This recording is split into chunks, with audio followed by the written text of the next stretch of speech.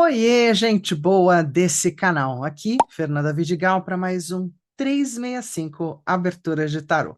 Hoje a gente vai estar fazendo uma abertura que demanda um certo traquejo, uma história meio de embaralhar, meio de ajeitar as cartas para chegar a um denominador final para poder fazer a leitura. Embaralhar e cortar já foi uma arte, então tinha que treinar como é que embaralhava, como é que cortava, isso tudo para gerar um certo foco. Gosto muito das propostas atuais de que você tem que, meio que, eu vim aqui consultar o tarô hoje e o meu tema começa com o tema geralzão. Sei lá, eu quero ver minha vida profissional, minha vida pessoal, e assim por diante. Então, assim, se eu vim sozinha, eu pego o deck de cartas e vou embaralhando, mas com a cabeça solta, com os pensamentos soltos. Eu fiz a minha intenção e vou embaralhar. Até quando você fica embaralhando? Lenta, gradativamente ou rapidamente, isso é de cada um. De toda forma, um jeito que não magoe demais as cartas ou as destrua. E mais do que isso, sentindo um pouco, aí vai muito da intuição. Do tarotista. Vou embaralhar até quando? Até a hora que você sentir que está embaralhado. E vou abrir como? Vou abrir em leque, vou fazer como você faz aí, corta 3 vezes, mangalô 3 vezes. Sim, não, isso tudo é a ritualística ou a proposta ritual que cada tarotista, taromante, tarólogo, né, cartomante resolve ter na vida.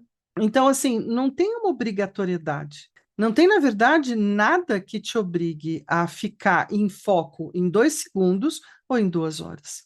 Isso é bem particular. Então, assim, a proposta melhor de todas é você sentir que embaralhou o tempo certo. Sentir se naquele momento você vai fazer como muito jogador faz, vai dar 2 batidinhas no deck e tá beleza. Ou se você vai cortar realmente em uma, em duas, em três, em quatro, em cinco. Tudo isso é da intuição da vez. E claro, você pode variar isso de abertura em abertura. Ou você pode fazer sempre igual. E aí tá tudo bem também. Então, essas são escolhas super pessoais, super individuais, que você pode até propor para alunos e seguidores: olha, eu faço desse jeito. Se quiser me seguir, porque nunca fiz de jeito nenhum, tá tudo bem. Mas faça do seu jeito o que você sentir no teu coraçãozinho que tá valendo. Então, nós vamos fazer uma jogada hoje. Ela é muito legal. Eu gosto de jogadas assim. Tem uma do louco e essa é do imperador. Vamos dar uma olhadinha? Então, assim, antes de dar uma olhadinha, você que está curtindo o 365 Aberturas de Tarô, dá aquele joinha, compartilha o vídeo, se inscreve no canal para poder fazer parte. E mais ainda, se você está interessado em conversar com gente bacana que fala de tarô, gosta de assistir tarô, gosta, é gosto, gente. Gosto a gente não discute, né? Não, é que nem time de futebol, cada um com o seu. E aí, você pega, aqui embaixo tem um link, e no topo do meu canal do YouTube também tem um link para você ir para o 365 Abertura de Tarô. Lá no WhatsApp, a gente tem um grupo muito bacana, muito, muito legal, que tem se acolhido, trocado ideias, trocado informações, feito perguntas, tudo de tudo um pouco. Todos os debates são válidos, sobretudo porque os debates são quase sempre, quase que para absolutamente sempre, falando de tarô. Então aí você segue lá. E aí qual é a vantagem de lá? Uma abertura sorteada, minha gente, que nem essa de hoje. Essa de hoje é mais uma abertura sorteada para mais uma querida lá do 365 Aberturas de Tarô do WhatsApp. Então tem sorteio por lá também. Hoje a gente está na abertura de 137, aqui no 365 Aberturas de Tarô da semana 20. E hoje a gente vai fazer as 4 quadras. 4 quadras, quadrado 4. Quem é o grande quadrado 4 do nosso querido tarô? O imperador. Então, essa tirada vai ajudar a administrar os 4 cantos da sua vida. Você vai olhar para os 4 cantos. Vivemos para olhar as 4 quadras da vida coordenadas pelo arcano do imperador. A vida como ela é. Bora dar uma olhadinha nisso? Então, vamos lá. É uma jogada que vai demandar, então, de vocês alguns traquejos. Ela não é complicada, mas ela tem passo a passo. Primeiro passo de todos é que essa é uma jogada com o imperador como significador ao centro, a ideia. Então, essa cartinha branquinha significa o arcano do imperador ou o significador dessa jogada, que é o imperador, com uma estratégia de seleção e embaralhamento diferente do habitual. Presta atenção, minha gente, para não fazer bobagem. Então, assim, passo 1. Tire o arcano do imperador do baralho completo de 78 cartas e reserve. Passo 2. Embaralhe o resto do deck de cartas e escolha 16 cartas sem olhar para elas, fechadas. Passo 3. Junte o imperador, carta reguladora, significadora, e as 16 cartas escolhidas aleatoriamente do seu jeito e as embaralhe bem. Passo 4, distribua as cartas na ordem da mesa que está aqui à direita. Então, as 4 quadras e uma ao centro. De que jeito você vai colocar? Então, presta atenção nisso. A carta 1, 2, 3, 4. Volta 5, 6, 7, 8. Volta 9, 10, 11, 12. Volta 13, 14, 15, 16.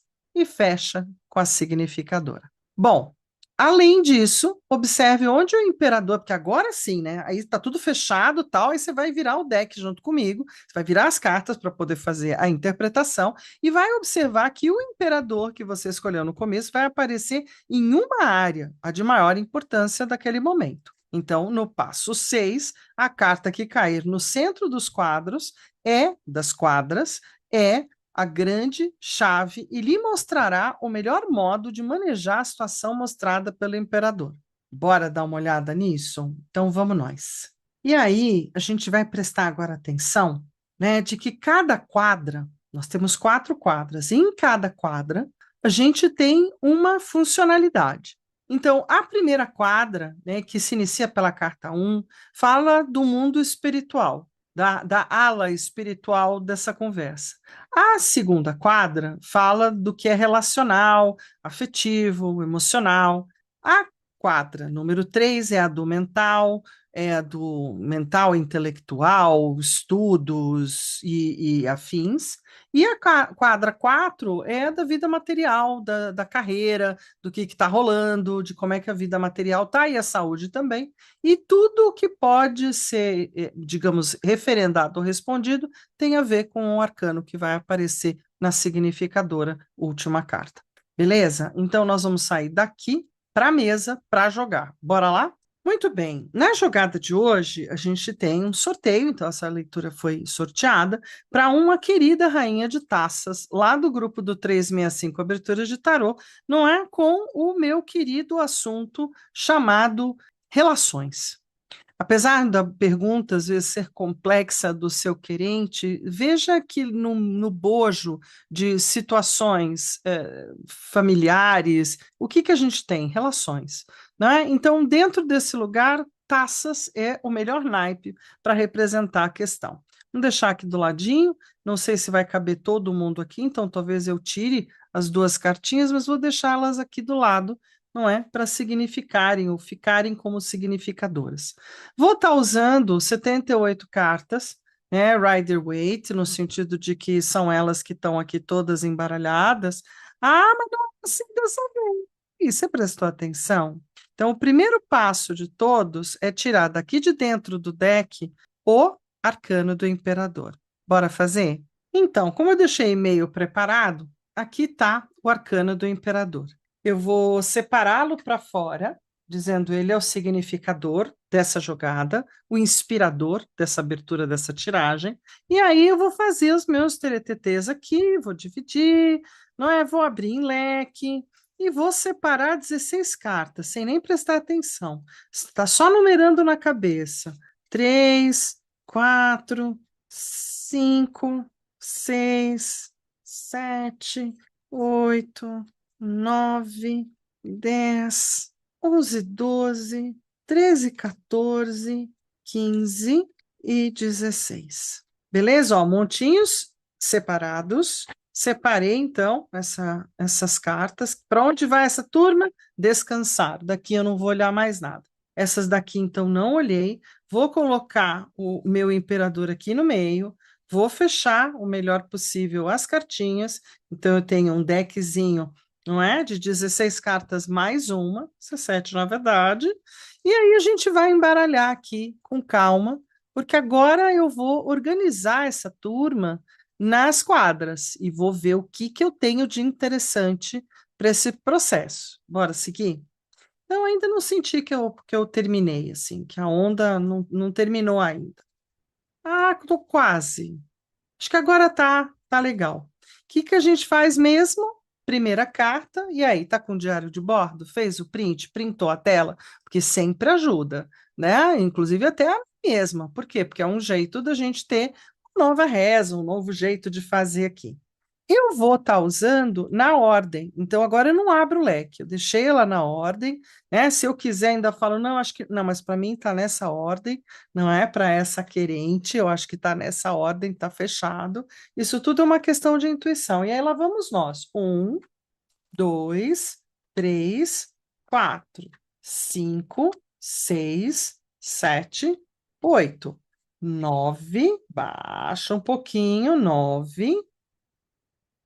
10, 11, 12, 13, 14, 15, 16. E a última carta, tadã, a última carta é exatamente a quadra, o centro das quadras, né? É a central. Pronto, acho que assim cabe, todo mundo consegue ver qual vai ser o resultado. Então, até aqui, isso tudo foi para a gente distribuir, escolher, distribuir, embaralhar e colocar à mesa. Agora a gente vai para a interpretação, né? Então, assim, no passo de agora é ir abrindo quadra por quadra. Por quê? Porque na quadra espiritual eu tenho, olha, estou com um assunto com o imperador. Lembra? Onde o imperador sair é a quadra mais importante do momento. Então eu estou precisando, não, essa minha querente, não a sou eu, essa minha querida rainha de taças, está precisando olhar um pouco mais para o quadro espiritual dela, de fé e de acreditar, não é? No sentido das questões que ela está trazendo como importantes para essa leitura. Para essa leitura, cabe olhar vários temas, já que a gente vai estar com vários setores da vida, mas o olhar dela é sobre questões relacionais familiares, não é? De o que, que tem dentro do conjunto das relações familiares. Então, nós vamos olhar para isso. O imperador já me sinaliza que muitas questões espirituais são importantes nessa pergunta, nessa querência da minha cliente. Aí a gente abre a segunda leva, a segunda quadra, está falando das partes de relação, daquilo que é relacional, afetivo, emocional, né, que está sendo lidado, ligando, ou de alguma forma, ao contexto da família. Então, temos questões aí para olhar, mas já olhando que o ponto mais importante são as considerações espirituais, ou daquilo que a gente poderia chamar do espírito, não é? Transcendentais, diferentes das questões materiais ou até aqui da Terra. Nas questões do intelecto, da mente, das ideias, dos diálogos, a gente tem cartas poderosas aqui que eu já vou falar, né? Estou abrindo as quadras. E na quadra material física, a gente tem esses quatro fofos aqui. Então, abrimos as cartas e a gente pode, então, começar a correlacionar tudo isso às relações familiares. Lembrando que a carta significadora que veio no lugar do arcano do imperador é exatamente o cinco de paus. Eu sempre tenho a sensação de que o cinco de paus é igual uma reunião na ONU, sabe? É quando todo mundo tem uma querência, todo mundo tem prioridade, todo mundo tem um assunto para falar, e fica difícil colocar tudo isso na mesa e todo mundo ter o seu devido tempo, ser devidamente assistido, encontrar um ponto de paz, um ponto de mediação, um ponto de acordo. Então, é mais ou menos o que responde de cara à questão que essa minha querida querente lá do 365 está trazendo. Espiritualmente, as questões familiares estão atreladas a alguns laços, né, emocionais. O dois de taças não necessariamente são apenas sobre casamentos, mas sobre parcerias e pares e alguns pares relacionais dentro da família, ou algumas separações desses pares, afastamentos. Então, as relações espiritualmente falando, acabaram ficando muito na dinâmica do rei de espadas, aonde alguns governos ou desgovernos são muito mantidos pelo pensamento cartesiano e científico, sobretudo do lado yang ou masculino da família. E de que muitas das relações, ou dos pares, ou dos casamentos e separações da família também são influências espirituais. O imperador está pedindo para olhar muito a questão espiritual, ou talvez a ausência dela, com quatro de espadas, do quanto cada um leva a espiritualidade do seu jeito, ou até de forma ateia, ou de não acreditar em absolutamente nada. Então fica tudo pelo emocional, ou então fica pelo científico mental. Podem virar longas e né, duráveis discussões intelectuais, mas é assim que nós estamos espiritualmente. Em termos das relações, a própria sacerdotisa é aquela que diz: no mundo relacional, as relações são todas um pouco obscuras ou silenciosas, ou tudo se dá numa esfera não muito perceptível, né? Ou tudo muito discreto, ou muita gente intelectualizada, muita gente estudada hoje, contra várias questões soltas, como se fossem pontas soltas na família como um todo, que o louco traz, e, sobretudo, trazendo pela parte mais jovem, como se os mais novos da família estivessem realmente se ressentindo ou sentindo-se muito mais atingidos pelas questões que vieram dos grandões, né, dos ancestrais, ou das pessoas que vieram de trás, ou dos posicionamentos de cada parte da família, que podem ter sido assim muito no peso, muito na força, muito no mando,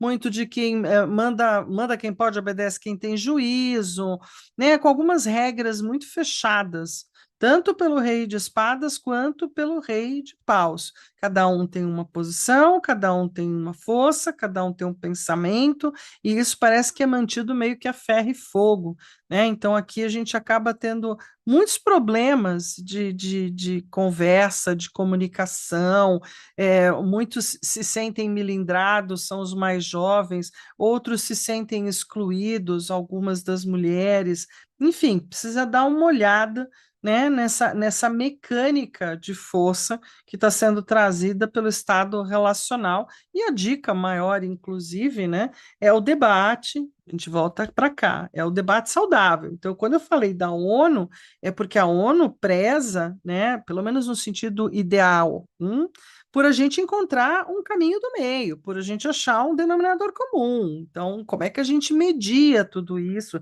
Debate, discute, conversa, filosofa, mas a gente precisa chegar em algum lugar com isso. Em termos da vida intelectual, mental, né, então, ligada à família, a gente tem, de novo, espadas como uma tônica, e principalmente aqui o cavaleiro, quer dizer, muito blá blá blá, muita conversa solta, muito diz que muito falei disso, disse aquilo, fala uma coisa, entendo outra. Então, há uma certa perda de conversa, é como se todo mundo se sentisse um pouco atrelado ou aprisionado por conversas e dinâmicas que realmente não estão visíveis, talvez não agora, talvez estejam num tempo muito anterior, como diz a morte. Então há que liberar-se, né? Eu deixo no passado que é do passado, eu preciso seguir a vida. E aí o dois de paus é quem diz: olha, nem tanto céu, nem tanto a terra, né? Se um lado da família quer ir para a direita, outro lado quer ir para a esquerda, quem que pode mais? Ninguém, né? Então, definitivamente, dois pesos, duas medidas é meio complicado, mas que cada um siga o seu caminho e aquilo que escolheu é o natural da vida. Em termos finais, materiais, né, físicos, existem também questões materiais, né, talvez posses, talvez posicionamentos, quem tem mais ou pode mais, quem tem bens materiais, quem não tem. Então a gente entra para discussões bem materialistas, bem pão, pão, queijo, queijo, né? Bem de distribuição, ou quem tem mais e quem não tem e tal, discussões que são pegas de forma a sobrecarregar alguns e a gerar muito debate, muita briga, muita animosidade entre todos, ou todos muito apaixonados por essa discussão. Alguns já abriram mão, já foram nocauteados, já perderam seus postos ou já perderam suas coisas, já deixaram de ter, e outros têm a posição que desejaram ou que quiseram. Aqui me dá muito a sensação de que cada um assumiu para si a labuta que achou que lhe cabia. E, mediante essas escolhas, também cada um teve o seu saldo visto de uma forma diferente. E aí fica sempre no debate de quem é que podia isso ou aquilo, quem é que fez mais ou menos, como se houvesse uma competição ou uma animosidade, uma fogueira de vaidades entre os integrantes, né, dessa família.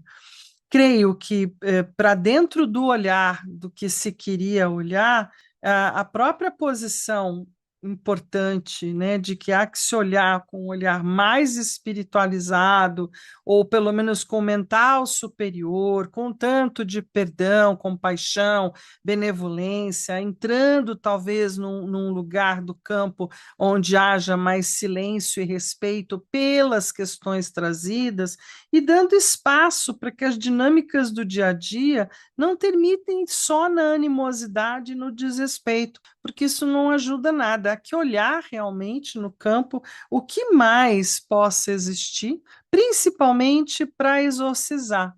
E aí, a frase do dia de hoje para você é: eu vejo todos vocês e deixo cada um com o que é seu. Porque aqui cabe muito mais gente, muito mais debate, um tentando pegar o lugar do outro, e o imperador dizendo: ei, cada um tem seu lugar, cada um fez o que achou certo, e se mesmo que certo estava errado, já está feito. Voltar para o passado, e como diz aqui a minha querida morte, se ficamos voltando para o passado e debatendo coisas que já aconteceram, nós estamos falando de mortos, a gente está falando do que não tem como mudar, né? O passado já morreu. Então, a partir do dia de hoje, vamos transmutar para o amanhã, fazer novas coisas a partir de amanhã, porque quando eu continuo justificando o meu fracasso, ou o meu sucesso, porque aqui tem algumas pessoas bem-sucedidas, não é? Por conta dos meus ancestrais, eu estou deixando de assinar o meu livro da vida. Eu estou deixando de ter autoria na minha própria história. Né? Se boa ou ruim, isso não importa, mas se eu assino embaixo, é porque essa é a história que eu estou escrevendo. Beleza? Acho que essa é a abertura para ti. Gratidão mais uma vez. A gente fica com essa abertura, então, para hoje, aqui no 365. Lembrando que, a partir de amanhã, a gente tem o quê? A gente tem uma nova jogada. Próxima jogada amanhã, qual é? A viagem no tempo. Também uma abertura sorteada para outra querida aqui do 365. Bora seguir? Então, gente, aquele um beijo, um queijo, um tarotê para todos vocês. Fiquem em paz, que a gente se vê.